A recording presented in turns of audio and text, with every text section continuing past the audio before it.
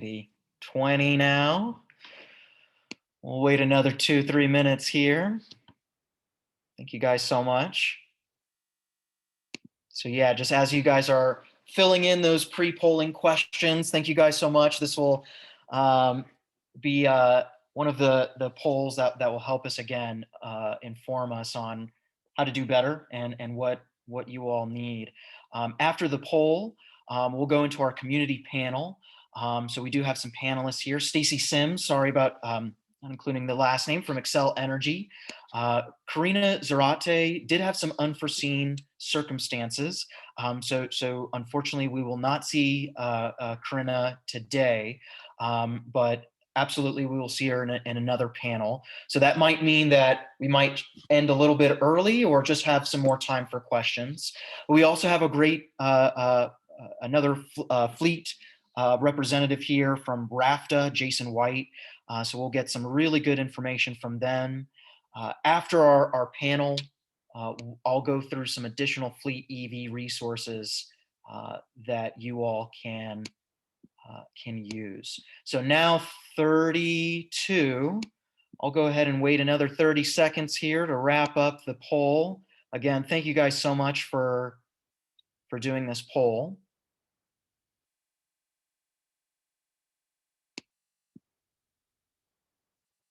All righty. 78% is pretty good. So I'll go ahead and end the poll here. And we'll download the results a little bit later. Let's go back.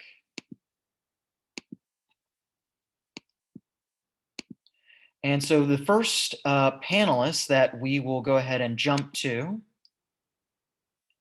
will be Stacy Sims. Let me go ahead and jump to that presentation.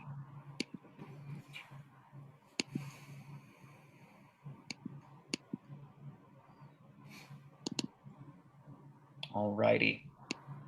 So yeah, so Stacy, there's so many questions on electrification. One of the first things that I usually tell folks is connect to your utility. So tell us a little bit about yourself and then maybe also Xcel Energy's role in the electrification of fleets. Sure, absolutely. Well, good afternoon, everyone.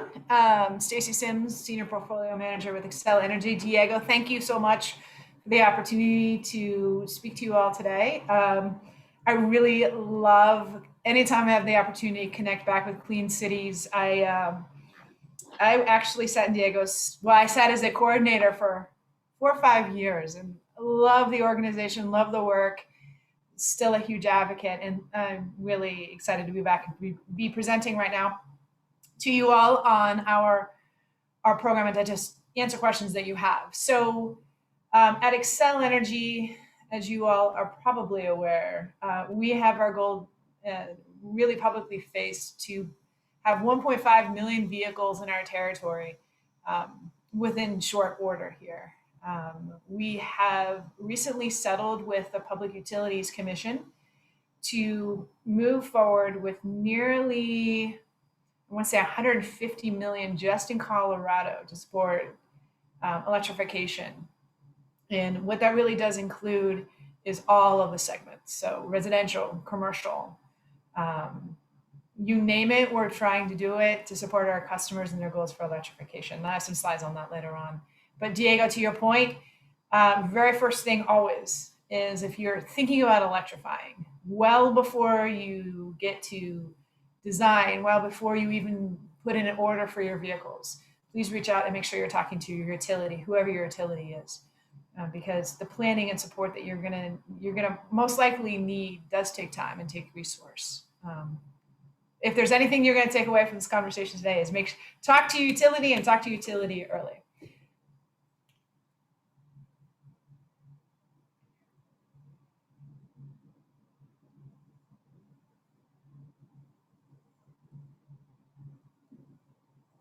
Yeah, we can jump right into it. So I kind of mentioned before, at Xcel Energy, we really are about supporting our customers in their electrification journey.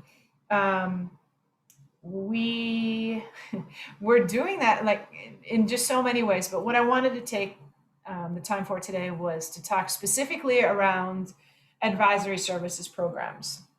So as I mentioned, we have settled with our stakeholders and with the Public Utilities Commission for 150 million of investment in Colorado. Altogether, our portfolio in all of our territories is nearly 500 million in electrification for vehicles. So we're really, really proud of that. We believe that the first step really begins with advisory services, especially when you're looking at the commercial and industrial space. So my team and myself lead our Fleet Electrification Advisory Program, where we use real-world data from your fleets to give you recommendations on the vehicles to procure and the infrastructure that is needed for those vehicles. And what we really want to highlight here is that we use data from your ICE vehicles to determine if that vehicle can be an electric vehicle. And by gathering this data, we actually can tell you what that infrastructure is going to, what you're going to need in infrastructure to be able to support the electrification of your fleet. What we're finding with our participants is by having real world data, having people on our team work with the people on your team around a full electrification plan, you're able to move through the procurement, the approval process a lot easier, both internal to your process as well as within Xcel Energy. When we think about how to get started, this is the program that we strongly encourage our customers to begin with. Next slide.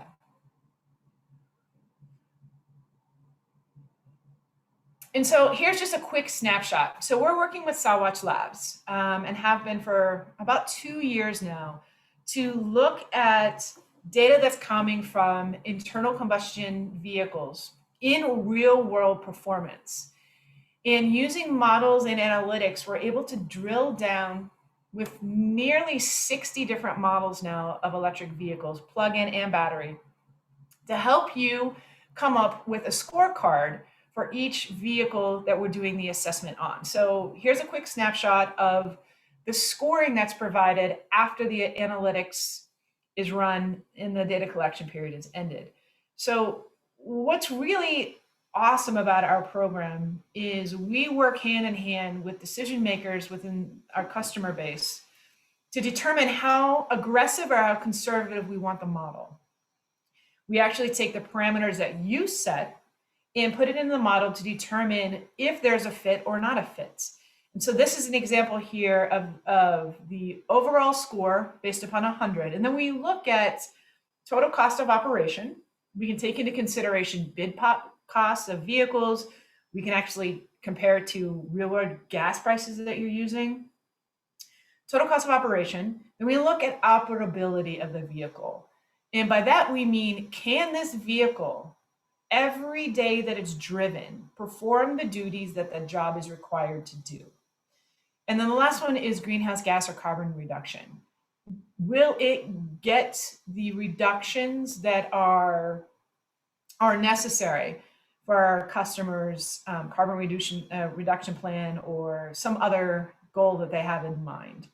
So when we do this, we're able to give you a scorecard on those vehicles to tell you exactly if this vehicle is right for an EV fit.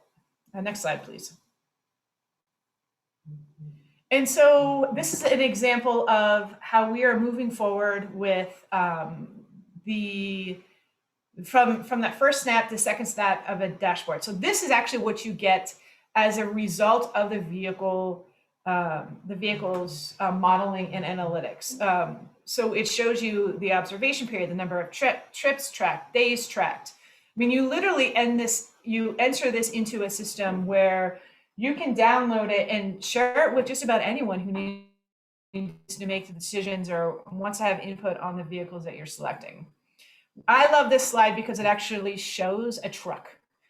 One of the things that we are really proud to bring forward this year is our inclusion of medium and heavy duty vehicles, not just light passenger vehicles. So we have more than 50 vehicles on transit bus, school buses, medium heavy duty, anything that's really on the road now that has an electric vehicle option or is anticipating coming out that have specs on the road, we are modeling it. Next slide. And so I had mentioned that we're helping give you that snapshot of what the vehicle procurement could look like for the immediate needs and then also in the future. So we build out for about 5 years of procurement planning. This slide here shows you what it looks like on the infrastructure side. So because we're collecting this data, we know when the vehicle leaves, we know when the vehicle returns, we know how long it dwells. We are pretty familiar with the routes that it's running. We're able to take all of that information, aggregate it together, and bring forward a portfolio, a real look into what that infrastructure is going to need in terms of ports, chargers, and also then give you this example of a load profile. So you can actually start to see what charging behavior would look like when those vehicles are electric vehicles. And we can start working with you to determine the cost of charging that you can anticipate at that site. This is something that's new for us this year, and it's something that we're really excited about. When we think about the ways that the answers that you guys need to be able to go to your decision makers to be able to plan for the transition of your fleet to electrification. We know one of the biggest questions that you're often asked is, how much is this going to cost us to charge? Well, this is our first step in helping you figure that out. Next slide. So if you are interested in learning about our program, here's how you get started. You go to the web page. On this web page here that we listed, you can go, you can read all the information about the program, and you can take, I think it says apply now or intake form. Fill that out. If you are in any way familiar with your fleets, it will take you 5 minutes to fill out. We're just asking you contact information, the types of vehicles that you have, the number of vehicles, addresses where they dwell. Take you 5 minutes to fill out.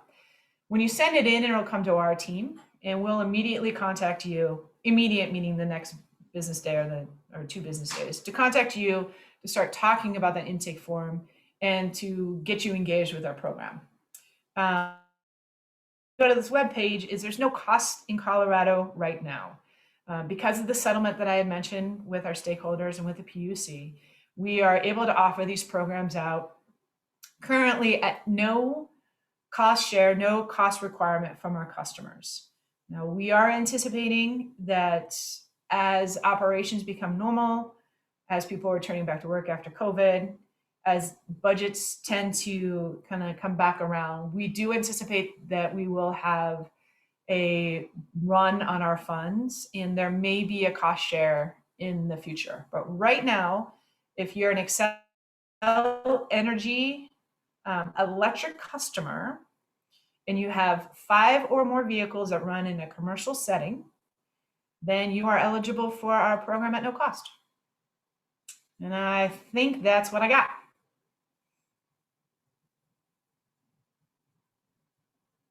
Excellent. Thank you so much for that great information, and apologies if the slides were not visible as much. I will be sending out these slides after the meeting, so don't be afraid of writing anything down. It will be written down for you, so don't worry about worrying about any of these slides. They will be sent out. But any initial questions that you do have, do make sure to put them in the chat, or feel free to raise your hand, and we'll definitely call on you. But thank you, Stacy. This is a really, really great information, and this is exactly why I tell folks to connect with your utility first, because you guys are well ahead of the pack. So we'll actually jump to another great resource here, and then after Jason, we'll have even more time for a Q&A for our panelists here. Let's go ahead and present our screen.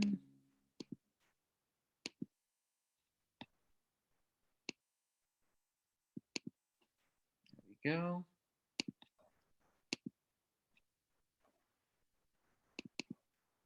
Let's see here. There we go. All righty. Jason. So again, another thing that I tell folks before making the jump into electrification is to connect with fellow stakeholders, peers that have also made the change. So why don't you give a little bit of background about who you are, RAFTA is, and your experiences with electrification. All right. Thanks, Diego. Thanks, Stacy. As Diego mentioned, my name is Jason White. I'm based in Carbondale, Colorado. However, RAFTA, or Roaring Fork Transportation Authority, we operate across about a 70-mile region. So I have kind of a unique job as a planner for RAFTA. Instead of working, kind of more myopically, like within one town on land use or different things, I get to work across the region with 8 different cities and towns who are members of RAFTA. So not unlike some of the work that Clean Cities does, working with several stakeholders. Next slide, please, Diego. I always like to kind of start zoomed out before getting into the data of why RAFTA has taken this step of battery electric bus pilot project. And it's kind of a busy slide, but just to show that it's important, for these projects to not only have environmental sustainability goals, but also financial sustainability goals. And one thing that I found from working within, kind of more of the government space, and sometimes the process does move somewhat slowly, we take careful steps and we come up with really cool projects. So you can kind of see here that RAFTA has 7 main outcome areas. The financial and environmental sustainability are 2 of them, as well as satisfied customers and innovation. And then on the right, that is a graphic that I borrowed from. We were successful in getting property tax mill levy passed, 2.65 mill levy in November of 18. So we're grateful for that. That's going to allow us to have a little bit more of some local cash match to put towards grants, and to put some more local funding in for projects such as this electric bus pilot project. And let's see, what else will I mention here? I think that's good on that slide. Next one, please, Diego. So just quickly, just for folks on the phone that aren't aware, you can kind of see where we are in Colorado. We're basically northwest, kind of central Colorado. We operate across Pickens County, Eagle County, and parts of Garfield County.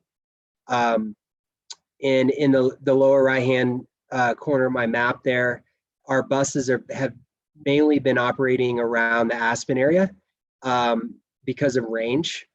And I'll get to that in a second. But we do aspire to expand them onto our bus rapid transit route, which operates between Aspen and Glenwood Springs. So it's about, for those of you familiar with the Roaring Fork Valley, it's about 42 miles one way. So with an 84-mile round trip, this, significant mileage. So it kind of, you have to be a little bit more on it with your operations planning for when you're charging your buses and such. So that's kind of, where we are in the state. And just a couple of factoids. We are the 2nd largest transit agency in Colorado, behind RTD in Denver, of course. And we are the largest rural transit agency in the nation. And that BRT route I just mentioned, it's branded as VelociRAFTA. And that opened in 2013. And that was, at that point, the first rural BRT system. There's probably others by now across other corners of the US. Pre-COVID and 19 numbers, about 5.5 million passengers, not too far off that with miles of service. And we also cooperate and own the 34-mile Rio Grande Rail Corridor and Trail, which is, in my opinion, one of the coolest resources on the Western Slope. And it's rail banked for future multimodal uses. And right now we have around 120 buses in our fleet that are revenue vehicles. And in general, we kind of aspire to have about a third diesel, a third compressed natural gas, and a third electric or maybe future hydrogen, which both of those would fall underneath the zero emission vehicle category, the ZEV. And let's see, and then also the last bullet there. We also have a really good close coordination with WeCycle, who is the local regional bike share company based out of Aspen, and they've expanded to other parts of the Roaring Fork Valley. And RAFTA is in a cool transition to becoming more of kind of a multimodal manager for this region. Next slide, please.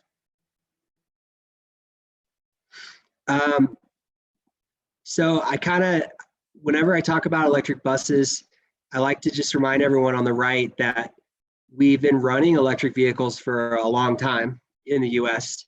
We've gone through different ebbs and flows with production and oil prices and wars and demands and supply and everything else. But it's not a new technology. So I have that photo there in the upper right.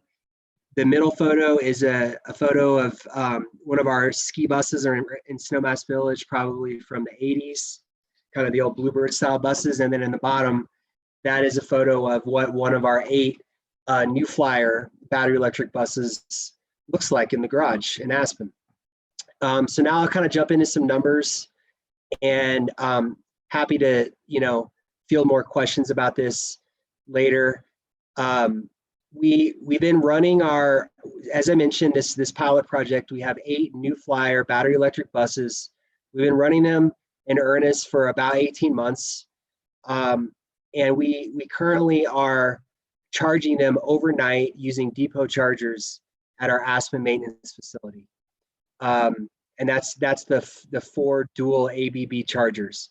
So that 150 kilowatt charger is, to put it in terms, it's about a level 2 station. So it's about a 3 to 4 hour full top off in the garage. And we did originally, some of the seed money for this was the FTA Low or No Emissions Program, or LONO. And so we entered into that with New Flyer as a partner back in 2017.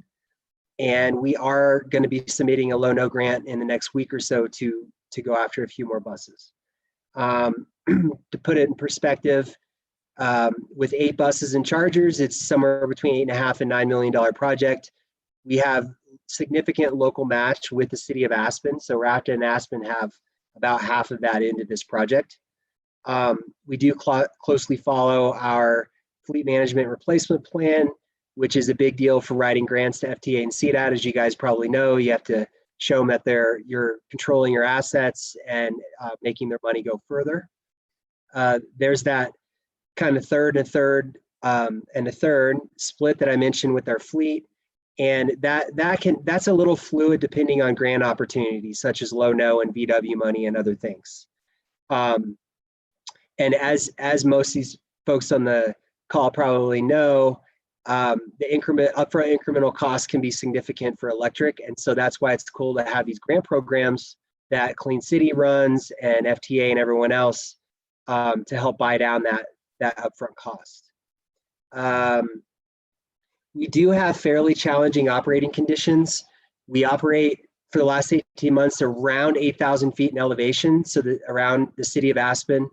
We do take them up to Snowmass Village, which is even a little higher than that, about 8,300 feet. And then to put it in perspective, over the 42 mile of State Highway 82 to Glenwood, you drop down to about 5,600 feet. So probably 2,500 feet of elevation difference over that corridor. And high and low temperatures. We do store the buses inside, which helps. And we are charging them inside, as I mentioned, with depot chargers. We currently do not have on-route charging. We have a grant for 1 charger, and we're going to be strategically locating where that's going to go. And I'll get to that here in a second in lessons learned. The one thing that I want to mention that has been a big boon for our project, and this goes back to what Stacy was saying with the utility coordination. So we are in Holy Cross Energy territory, which is a cooperatively owned co-op here on the Western Slope, and they have a lot of really aggressive sustainability goals. So early on, as early as even 17, we sat down with them and as Stacy mentioned, and told them what we were up to and had a good give and take. And one of the things that I'll say financially that is really successful is they are giving us a time of use rate. So if we charge our buses overnight during their off-peak period at that maintenance facility, we are realizing only a 6 cents per kilowatt hour. And if we charge outside of that window on more of their higher peak times, it's 24 cents per kilowatt hour. So you can bet that our mechanics and our operational maintenance folks are making sure those buses are charging in that 9 p.m. to 4 a.m. window to realize the 6 cents. And that was kind of an experimental rate that they took a little bit of a risk and to use that for RAFTA because they saw it as a mutually beneficial project. But it has now been solidified, and other transit agencies along the I-70 corridor that are in the Holy Cross territory are also realizing that same time of use rate. We are exploring some renewable energy offset options. We do own some panels in a solar farm, and we're looking at doing some other things to help offset the increased electrical usage. And one thing I'll add is that if all 8 of these buses are charging at that facility in a year, and these are projections, of course, those 8 buses utilize about as much energy as the entire maintenance facility does on its own without the buses. So it can be significant uptick in electrical usage. The last bullet there, just some 18-month data. We've operated them north of 200,000 miles with all 8 of them. We're realizing about 155-mile average range per charge. So that can be a little bit limiting, versus diesel. Diesels can run longer. So we have to just make sure that our charging regimen is pretty dialed. And we're realizing about a 1.6 kilowatt hour per mile average over that 8 buses over the 18 months. So that's good. I'll just say that that's good compared to other data across the US, especially in kind of the colder environments. Okay, so Diego, I'm just gonna, if it's cool, just a couple lessons learned, and then we can elaborate more during Q&A. But you can see, of course, the first bullet that was unsolicited by Diego or Stacy. That was my first bullet: is coordinate early with the utility. Board and public support always helps with these projects. Route profiles, so you kind of know where your buses are going and when. The depot charging and or on-route charging. I recommend, if you're new to this, especially with transit, trying to integrate on-route charging at the beginning because it helps diffuse the costs. It's not cheap to have on-route charging, but it definitely helps extend the range of your buses throughout the day. Writing grants is a must, to go after the incremental costs for these programs. The performance data is important to keep an eye on, as much real-time data as possible. And then, of course, within your agency, whether you're a transit agency or you have a fleet, it's always good to find people that are really excited about the technology, and they kind of help spread the word, with that being a champion of it. Because just like everything else, it's new technology. It can have kind of a steep learning curve sometimes. And so you have to just kind of keep everything positive, and that will, you'll get through it. So that's my slides, and I'll let Diego take it back over. That is really great information, and I'm glad that it mirrors a lot of what we're recommending. Of course, coordinating early with the utility. I'm really glad that you mentioned, fleet management or replacement plan. Really important for you to include other stakeholders. So the city of Aspen being a really great stakeholder to partner with is really great to see. So you're doing exactly what we're wanting, what we suggest, and I hope that everybody is writing down some notes. And again, we can connect you to some really great projects. So first, I did see here, I'll go into my questions in a bit, but I did see here one question in the chat that I can actually quickly answer. Let's see, is there any interest for COP vehicles to be electrified? Chris, that's a really great question, and I can actually quickly answer that. And the answer is yes. And really, and I'll be going into my slides how to determine this, but it's really based off of the application. So what I have particularly seen are undercover COP vehicles, and then traffic vehicles. Because of the nature of the application, they're not going very long ranges. They can go back to a hub. It's a perfect application for an electric vehicle. And so this particular vehicle that I've seen is a Nissan Leaf. So they've called it a PO Leaf. So we can actually connect you with more resources if you're looking to electrify specifically COP vehicles or even just first responder vehicles. Really, really good question. Diego, I have one more question from the chat. This is for Jason. Did RAFTA or Holy Cross have to upgrade infrastructure at the maintenance facility when you did those incremental charging requirements? Yes. Holy Cross was very supportive of eating some of the supply side cost. And so that's a conversation that I think is a very proactive conversation, is to even talk about cost sharing with the utility, because at the end of the day, RAFTA just wants to make sure our buses are operating and we get there on time and carry people. And we don't necessarily aspire to own, all these chargers. And if there's a way for us to kind of buy those down, even like an on-bill financing mechanism, they're doing that in California more. It's something good to just discuss with your utility. Excellent. And this is a follow-up question. What is the price difference between en route and depot charging? There's some DOE tools that can help, but real world experiences, Jason, do you have any real world experiences with that? Yeah, great question. So for my Low-No grant that I've been working on, I'm using an estimate of a depot charger install around $300,000. And that's more of that level 2 dual plug sequential charging. So like it'll top a bus and then go to the next. And there's smart charging software that you can work with your vendor on that.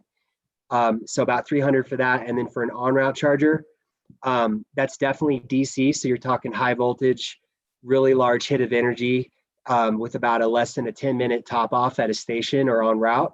Those are around $700,000 to $800,000 with purchase and installation. And those costs can vary based on the location and the utility. But in general, you can just think of them being at least double the cost of a depot charger. Excellent. Yeah, we have typically seen the exact same prices, and we can send examples of bids. That's something that, again, Northern Colorado Clean Cities can help with, and we can find other stakeholders as well. If you're looking for contractors, if you're looking at bids, we can help determine are these prices within range, within reasonable range? Are they consistent? And then maybe even give you some solutions on some cost savings, some operational savings. But that is also typically the costs that we have seen. And that's why it is really important to look for funding. Ask your utility, ask your municipality, ask us about different funding mechanisms. And then do those prices include utility costs? Partially. Or Jason, I should ask you first. Yes. For installation, yeah. And so the cost could be less if the utility wants to take on more of those costs. Like I mentioned with Holy Cross, we have a really tight partnership. And so they were willing to eat some of those costs because they're getting a lot out of our project. At the end of the day, we're buying more electricity from them. So we're being good customers, right? But they also want to use our project as an innovative project to kind of take this first step towards heavy duty fleet electrification. And one other thing that I'll mention too, Diego, and is with an on-route charger, you're going to be a little more susceptible to demand costs, because with your operations, like, it's going to be hard to promise that you're going to be charging that bus with that quick 5-minute hit of energy at the exact same time every day. So I might want to charge that at 9 a.m. I might want to charge that at 2 p.m. That unpredictability is a little bit more difficult with controlling utility costs. So you might be victim of demand rates if your utility has it. But one thing that is kind of on the cutting edge is installing batteries right next to the on-route chargers. And it's something that I would also encourage to have that conversation. And you could see, charge ahead funding or some of the programs that Diego helps run to help diffuse some of the costs. But in general, the idea is you top off the battery sitting next to, so the on-route charger is, the hood that comes down, touches the top of the bus. You can fill the battery during cheaper rate times during the off-peak, and then set the program to where it gives priority to draining that battery first, and then you would only hit the grid with the demand rates during the cheaper times. And I know I kind of chopped that up, but I think you guys see what I'm getting at, is for that resiliency piece to have a battery storage with the charger. So. Absolutely. A few more questions that came in for Jason that are still tied to charging. The first is the count of chargers that you have on now working well for the number of buses? Yes, we have 4 dual plug chargers for our 8 buses. And so we feel, as for a depot charging regiment overnight, that they keep up. But I will say that, like, having an on-route charger out there in the valley, like along our routes, would benefit us a lot, because we wouldn't have to take the bus out of service to go all the way back to the maintenance facility and charge again. So that on-route charging is a strategy for range extension. But yes, our ABB chargers are keeping up with what we have right now. Thanks, Jason. One more for you. What kind of battery performance impacts do you see from elevation or temperature heating loads? Yeah, great question. So you want to make sure, our buses being stored inside is a big deal, because when the batteries get cold, if you have to store them outside of your facility, it is what it is. You have to do what you have to do, but they want to be inside. They want to be pretty warm and like a constant temperature. More like cold storage. You don't need to have it, 70 degrees in your garage, but so that the temperature can affect grades, can affect the range, the HVAC, how much you're using the electric heater or not, definitely affects. And then also individual driver behavior actually really affects the range, based on how much they're romping on the gas, how much they're hitting the brakes for regenerative braking. And one thing I'll add is that if you're using only electric heat that's spec, with your bus, you are gonna eat through your battery a little bit faster. So one thing that RAPTA has is, from the beginning with New Flyer, we spec'd diesel auxiliary heaters.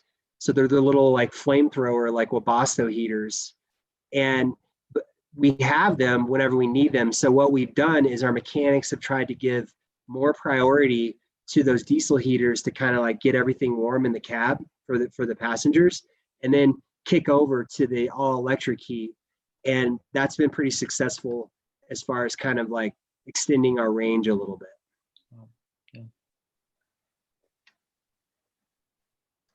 Excellent. And we still have a little bit more time for questions. So, and I do actually have maybe 1 or 2 last minute questions here that, might be good to answer, but I don't want to lose any questions in the chat. Lynn, do you see any others before I at least ask this one? Not right now. Go ahead. So, one of the initial barriers to electrification of heavy duty vehicles. I did see something in there. So heavy duty and medium duty vehicles are a lot different than these light duty vehicles. I'm sure that if a consumer wants to purchase an electric vehicle, they can simply, look up consumer reports and whatnot. How do you get started? What was the best way for you to get started on researching the best vehicles for electrification? Yeah, two thoughts on that. One is we talked to RTD and we talked to other transit peers straight away. We learned some lessons from RTD. They had some, hiccups, I guess you could say, just like any transit agency would. They were running their electric buses on the mall, 16th Street Mall. Very different user pattern than we're doing here in the Roaring Fork Valley. We, as I mentioned, we have the long haul route, 42 miles one way with our bus rapid transit. So kind of apples to oranges with that. We also talked to some other higher elevation transit agencies such as Santa Fe. We talked to some folks up in Canada. And what we really leaned on was during the 2017 FTA Lower No Emissions program, it's actually an eligibility, a criteria for that grant program that you can partner with a vendor ahead of time to kind of cut through some of the procurement guidelines and such. And it's not that there's anything under the table, it's just that the FTA recognizes working with private industry can sometimes speed things up, and then you're able to stay more current with what's going on with batteries and everything. So we lean pretty heavily on New Flyer because we put an RFP out to about 5 or 6 different bus vendors back in early in 17, kind of told them what we wanted, told them what our route profiles were, and then had them answer the RFP. And then we chose them as our partner. They helped us write that Low-No grant. And then that's how we got into that process. And so talking to peers, kind of doing our own research. And, when we started first buying these vehicles back in 18, the industry has already evolved rapidly even since then. So there are other vendors in the space, and there's just a lot more offerings. Batteries have become stronger, lighter, faster, cheaper, just kind of like how you've seen with the solar panel industry, how prices have plummeted over the last 5 or 6 years. So, reading a lot of articles and looking at APTA and some of the different APA Colorado and just like different resources out there. Excellent. Yeah, that is an excellent way to get started, is just read those resources, connecting with those peers. So right in line with what everybody's doing today. Hopefully, again, everybody's connecting within the chat as well. I'm actually seeing some additional questions here that might be really good for you to answer still here.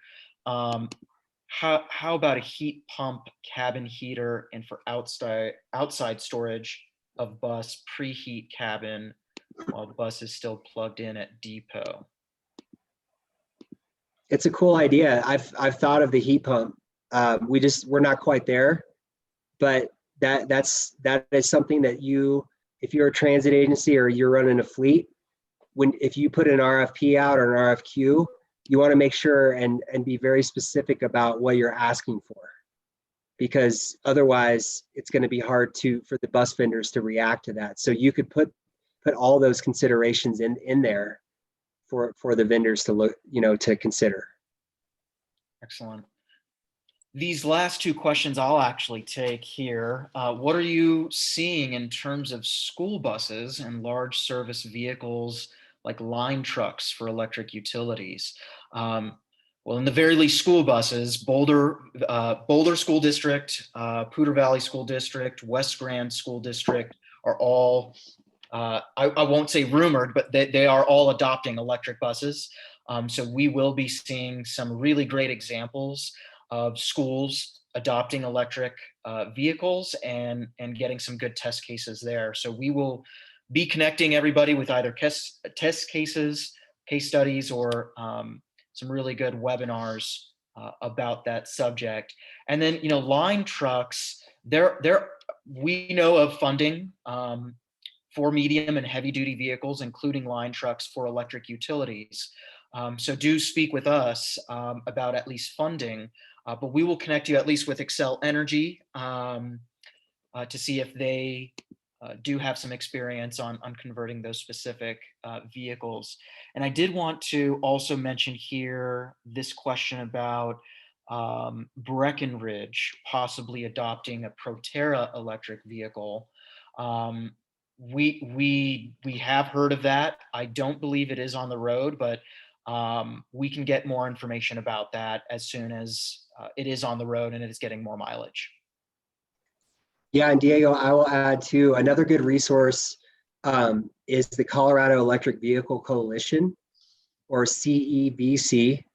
There's different, Maria Eisenman in the Colorado Energy Office, she kind of runs those calls. So there's different stakeholder groups and like kind of underneath that umbrella of CEVC. So for example, I'm on the transit subgroup, and Mike King with CDOT runs that group. But that's a really good kind of central storehouse of information. And CDOT is also stepping it up. And from what I hear is they're hiring a consultant to kind of help with some of this feasibility analysis for smaller agencies. So I just want to recognize that, RAFTA is a pretty big organization with 120 buses and 380 employees. And I fully recognize like Breckenridge and some of the other transit planners I speak with, they might be one person operation trying to do all of this, like hustling to submit grants and hustling to, do this and that. So whenever CDOT kind of gets that consultant on board, it's also going to align with the Colorado's 2020 EV plan, and then also looking at how to do more of like an electrified bus plan.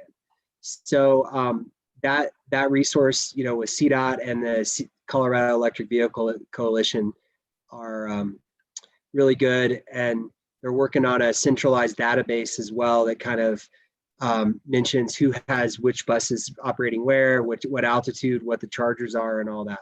So excellent. And I can I'll put in those in the notes after our meeting here. Again, those resources. Again, definitely Maria Eisman is leading the charge for the CEVC, and then just like you said, CDOT is really picking up the charge as well with corridor development, and then also scenic byways. So really putting more funding towards parks, national parks, state parks, to also get electric vehicle charging, just as important. So we'll jump actually to my presentation here, and we'll jump back to questions right after. I know it's a little unorthodox, but this might actually answer a lot of questions as well. And I will be presenting on free resources that fleets can use, consumers and businesses can use, to help with electric vehicle adoption. So I see a lot of familiar faces on the call, but just in case there are some people that have not heard of Northern Colorado Clean Cities, we are a 501c3 nonprofit. We were started back in 1996. We're sponsored by the Department of Energy to support the adoption of alternative fuel vehicles with the displacement of petroleum. We are also funded and partnered with the Colorado Energy Office, the governor's office, under what's called the Recharge Colorado program. So we are coaches, recharge coaches here in the yellow region, and we provide coaching services for EVs and EV infrastructure development. Some free resources that you have at your disposal are workshops for consumers, businesses, and fleets, EV ride and drives, EV group buy events, and infrastructure technical support. So you have a lot of free resources. If you don't know where to start, just give us a call and we can help you determine where to get started. Another thing that we want to highlight is a partnership with Xcel Energy.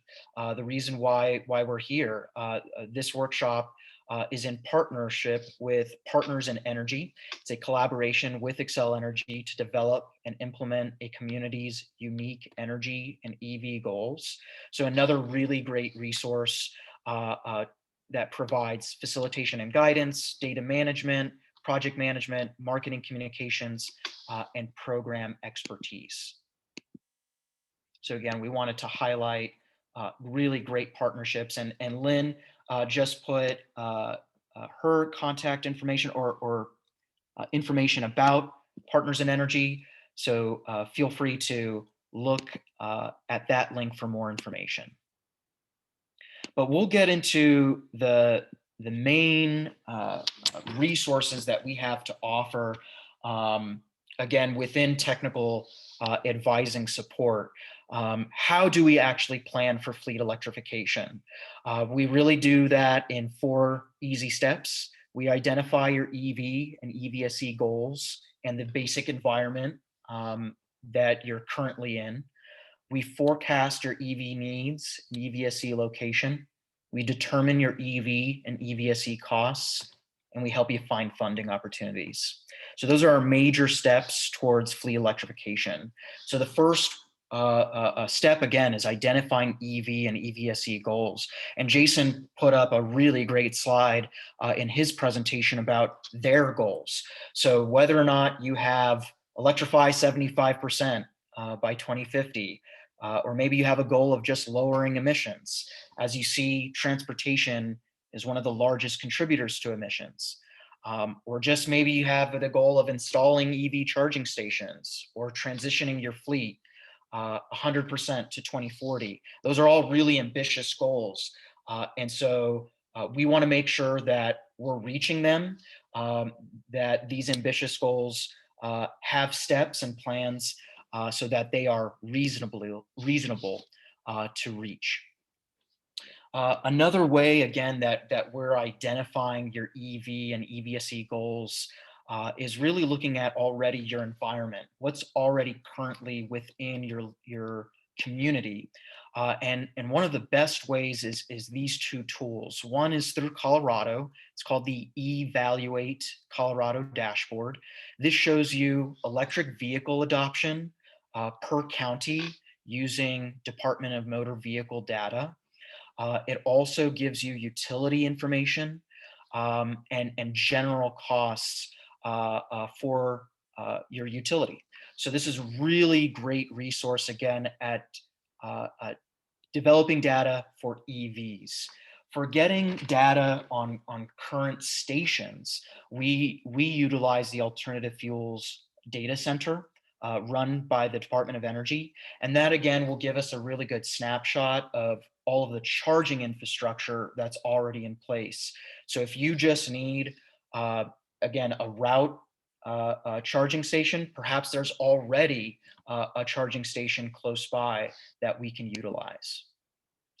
Lastly, and this has been hit home several times, but I want to hit it again, how we identify your EV goals and in your environment is by outreaching to very specific stakeholders. So first, Recharge Colorado coaches, us, but also, again, reach out to your local utility and your municipality, as they might have programs, funding, planning that can help you with your electric vehicle goals.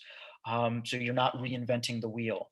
And then lastly, again, connecting with local fleets or local stakeholders that have done the work already to get their experiences is a really good first step that we help with.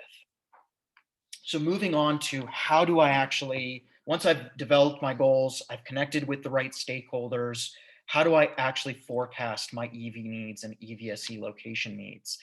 We want to look at an adoption schedule or a replacement plan that Jason brought up. And some of the major components of that plan that we look at is the dwell time, the duty cycle, the travel patterns, driver availability, current funding streams, perhaps vehicle ownership models. Maybe you share the vehicle with another fleet, and then the number and types of vehicles expected to be served at each location.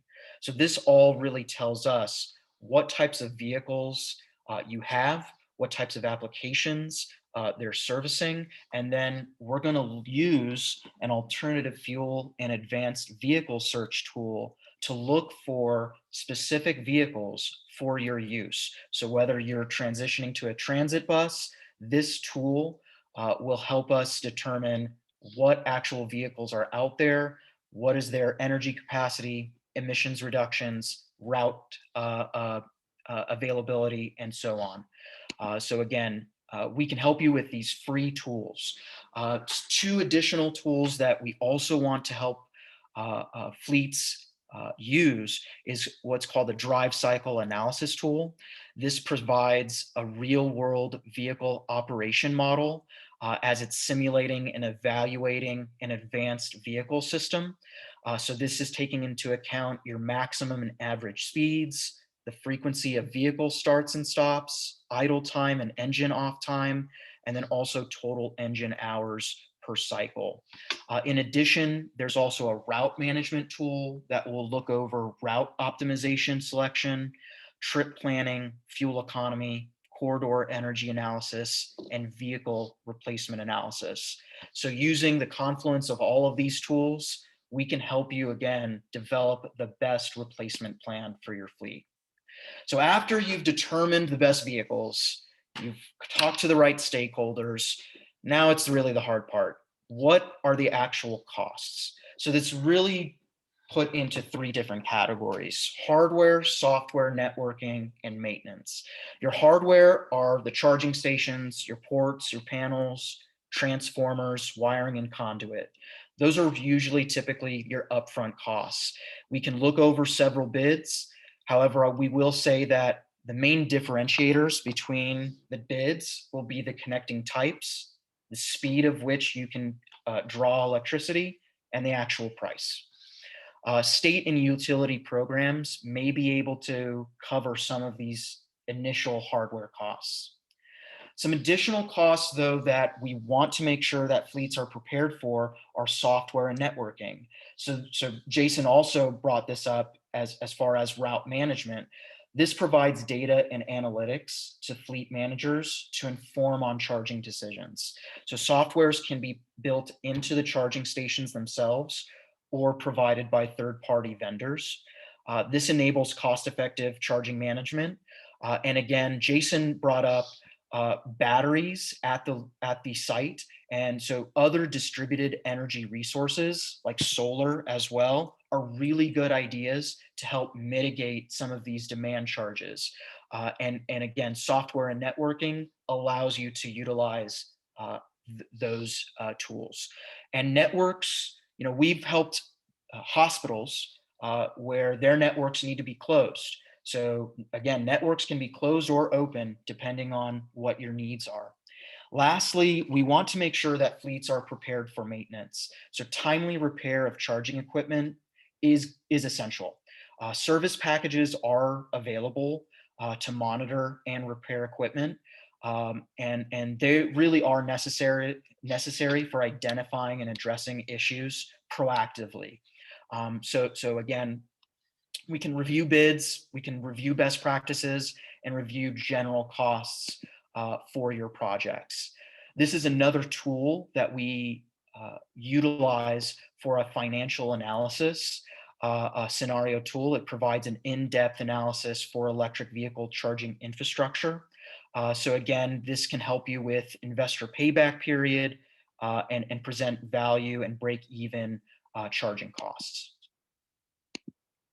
So lastly, what I want to make sure, once you have gotten through all your stakeholders, you're looking at the right vehicles, you're seeing the costs, they're very, very high. What are the funding opportunities? There are a lot, there are plenty, and it really just depends on your application and the type of fleet. First, we want to notice that, mention that there's, through the Regional Air Quality Council and Colorado Energy Office, there's the Charge Ahead Colorado program, which funds electric vehicle charging stations. Level 2 charging stations get around $9,000, up to level 3 or DC charging stations getting around $35,000 to $50,000 for those operational costs. For Alt Fuels Colorado, this is specific to medium and heavy duty vehicles that utilize RNG and electric. And these this funding supplies 110% of the incremental cost. So essentially reducing your operational costs quite significantly. Lastly, for transit, there are, Jason mentioned it, low, no emission program grants. This provides funding to state and local government authorities to purchase zero emission and low emission transit buses.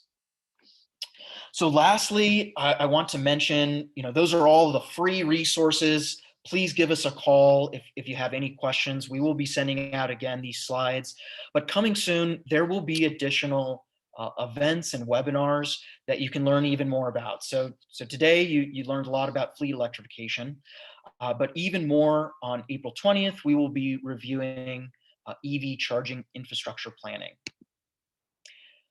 So that is it for, again, free resources that you can utilize. I'll go ahead and stop here if there are any questions.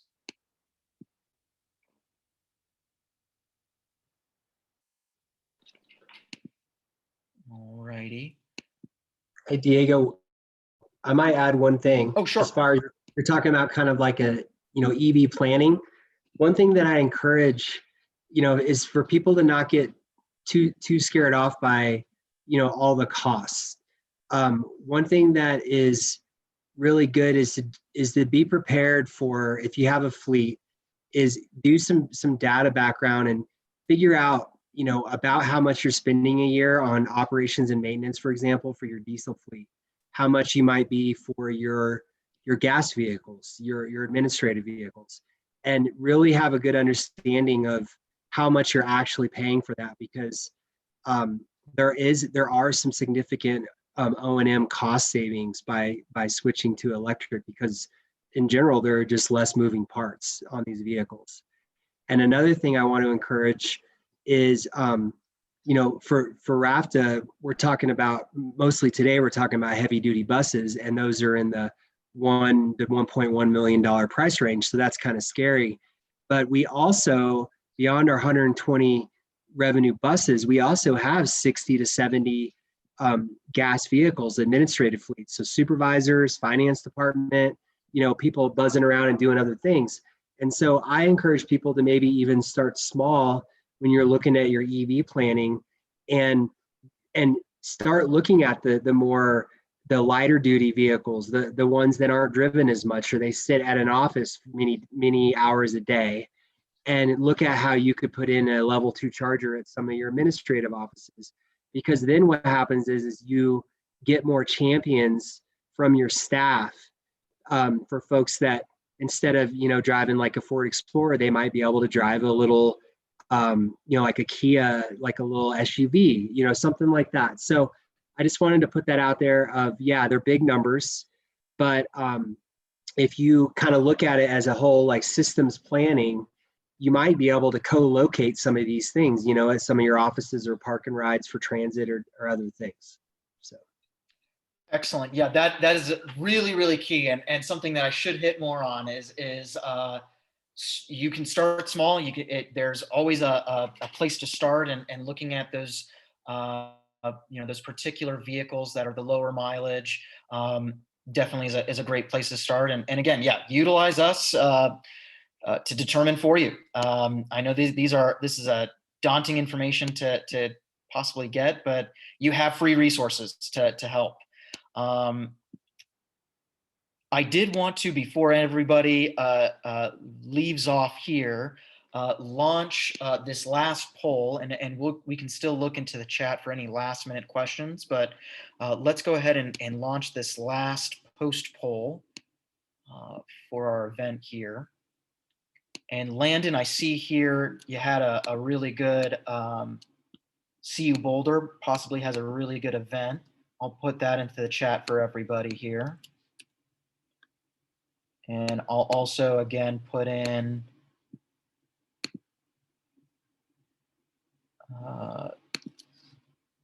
more registration for the next call on the 20th as well. And I'm seeing here 8 poll participants. Thank you guys so much for completing the poll. I also saw here, Landon, that you had here Winter Park may be running e-shuttle buses, so a little bit different than your standard Bluebird bus. And definitely I'm seeing other e-shuttles as well. Estes Park is using a Motive e-shuttle. So, there tons of different vehicles are being electrified. I'm seeing street sweepers being electrified as well.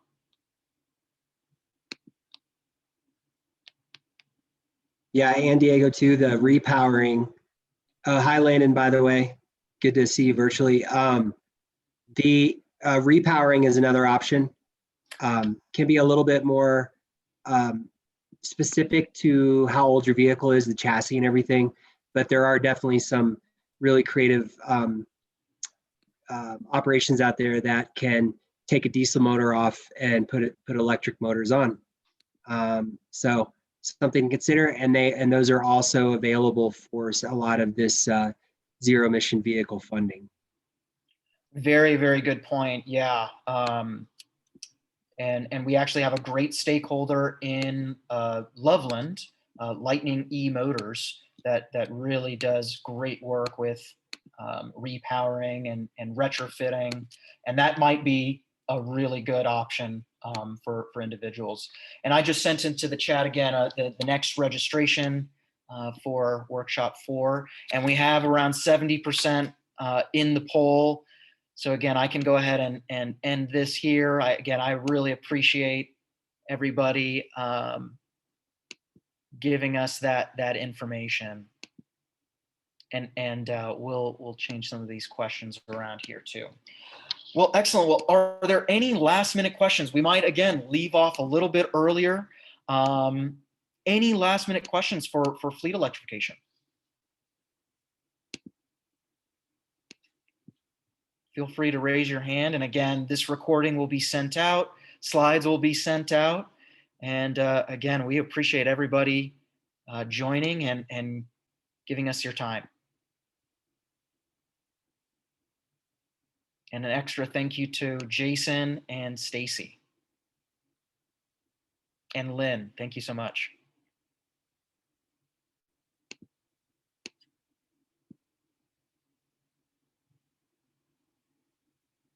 Excellent. Well, we'll still stick around in case anybody wants to chit chat. We'll still stick around for another couple minutes here, but feel free to come to our next meeting. Again, thank you guys so much. I'll still stick around for any questions, any last minute questions. Excellent. Thank you, Landon.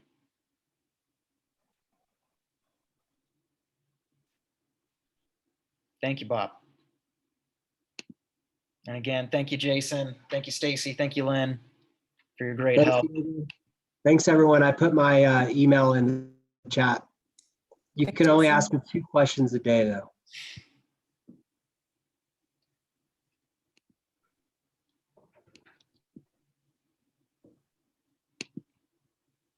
Excellent. Excellent. Stay another couple minutes here, just in case. Again, thank you guys so much. Bob, I see you there. It's great to see you, as usual. Definitely put into the chat anything. We'll send out the chat notes. I bring so much to the group, sorry. No worry. No, thank you so much. And yeah, thank you so much for joining, and hope to see you at other Earth Day events. We're gonna be staying busy this month. We're gonna stay real busy. Hey, Bob, it's good to see you. I remember we spoke many years ago now, and you were a big proponent of pre-planning like EV-ready parking lots and parking garages. Oh, that wasn't me. Different, Bob? Different Bob. Okay. Well, thanks for whatever you're doing.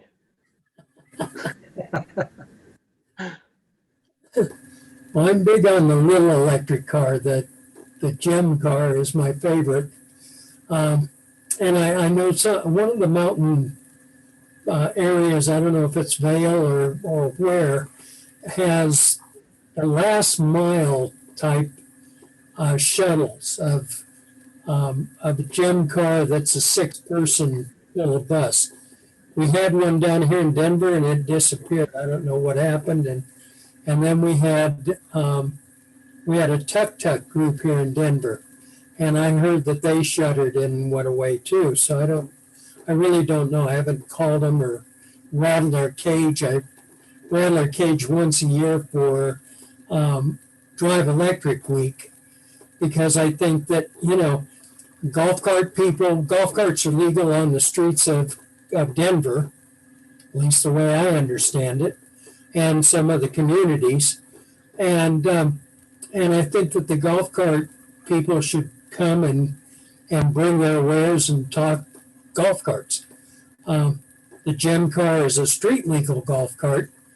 I'm restricted to streets of 35 miles an hour and legally 25 miles an hour. But like every young person that I am, I picked up a bigger motor and I can go quicker. But I can lead, follow, or get out of the way. But I think I have two electric cars. I had the gem car a couple of years ago. My wife rained a Tesla on me. So I have both cars, and I really appreciate Xcel in helping me charge these cars at a decent price, and I don't go very far, so consequently my cost is not that great. But I needle the gas car people all the time with my cars. I go to car shows with the gem car at a short extension cord. With the Tesla, I can go farther and pester more people. So that's what I do. Excellent. Those gem cars have been really very popular, but unheard. And I hope that they get more popular. I think in places like our parks, they would be really great for these smaller trips that these park rangers have to make as well. They've been asked. We've gotten questions about the gem car. I'll go ahead and I just noticed here. Oh, hey, Kevin, I'll stop recording here. Stop recording.